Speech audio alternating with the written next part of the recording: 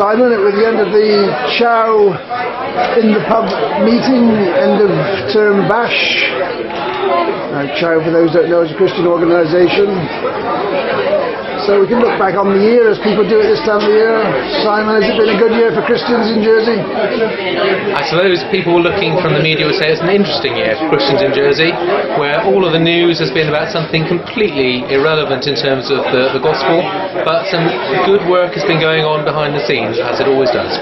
That dominating theme, which you say has got nothing to do with Christian work really, of course, it can't be separated from the established church, can it? This is for people like myself who aren't Christians. It just confirms the need for reform in the church. Well, maybe there's a need for the Holy Spirit and the gospel in the church, and there's remarkable signs that good things are happening in churches up and down the island, every day, every week. The media tends to like stories about clergy, stories about arguments, but that's for me 1% of what's going on. And so I don't really have a view on the clergy squabbles. I don't tend to read enough to know the good from bad end of the story. I'm more of a political person, as you know, so I'm afraid the failures in administration, I can understand more than the faith discussion. I don't understand the faith discussion, but we've just been singing Christmas carols, which are intensely political, and looking at the nativity narratives in the New Testament, which are full of political language.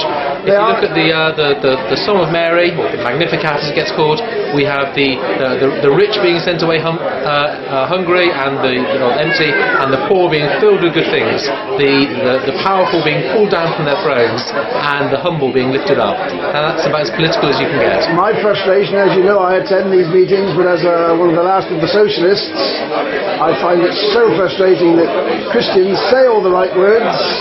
Socialists might do as well, but Christians say all the right words. They have the establishment, the structure to do something about it, but they change so little.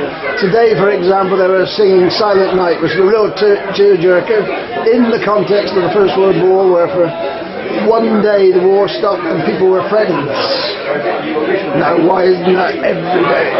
There's a lovely line in one of those letters from the front that said, if it was down to the blokes, there wouldn't be any war. And I think that chimes with the message of the Gospels and early Christianity that said that it's the powers, as they used in that language, that were the root of a lot of the problems in society. And the Gospel of Christianity was an answer to the powers, was a way of living lives, of sharing our possessions with each other in a way that confounded the way the powers tend to divide people and set them against each other. Well, with the enemy then, there was a shared Christian belief amongst many of them. That's why they were singing those songs. And that was 99 years ago. I was reading last night the letters of Benjamin Franklin, as I love to do, and there were guys there who were coming off ships, warships, with their limbs missing, arms missing, no hope of supporting themselves, begging for some charity to be given to them. Nothing's changed, has it? It's still the same. We're still fighting wars. We're still romancing about wars. And yet also there are some people who are inspired by the Prince of Peace, the humble carpenter, who said to turn your cheek to one another and to love your enemies. And I think the love of enemies is the hope of Christmas, and is the hope of the whole world. Why are they enemies? Why are they? Who declares somebody is your enemy? Well, often, if you look at the First World War, people were told from people in power that some people in a different country were their enemies. They didn't really believe that, didn't have any hatred, but hatred was whipped up often from the pulpits of churches, which is shocking that people in the name of the Prince of Peace were sent off to kill. This nationality racism still manifests itself in all sorts of ways. I've raised it at your CHOW meetings. Even in this island, there's a great deal of the hatred is not too strong. There is hatred for people who are outsiders. They feel that they're seen as a threat. Absolutely, and this is what the New Testament language of the powers is trying to get at, to say that the way the powers affect us, it's insidious. It's in the visible manifestations of power, of government, of establishment, but it gets inside of our heads, it gets inside of our ways of thinking. And what we need instead is a completely different way of thinking, and that only God, we believe, can make that transformation from people of anger, of enmity, of conflict, to being a people of peace and of sharing. I went to the old Odeon building the other day. There's a modern church there, trying to make something quite different from the established church. We're in a pub today. We don't need the town church, do we? There's no need for it, is there? What purpose does it really serve? Well, it's a historic building, it's a listed building.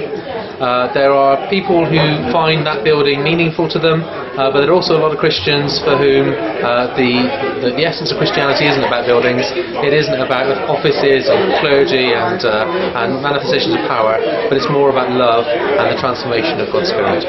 Well, socialism is about love, certainly, I hope. Next year, what's the agenda, the Christian agenda? What are you going to offer to socialists like me? I think we'll certainly be welcoming people who've got a vision for justice in community, a vision for a better world. We'll hopefully be listening, we'll hopefully be adding some thoughts from the Christian tradition and having some very interesting conversations. I thank you for your time. Thank you. I know you see it somewhere. And he's going to introduce us to Rindy Salah. Well, Christmas time is not the same without a Christmas.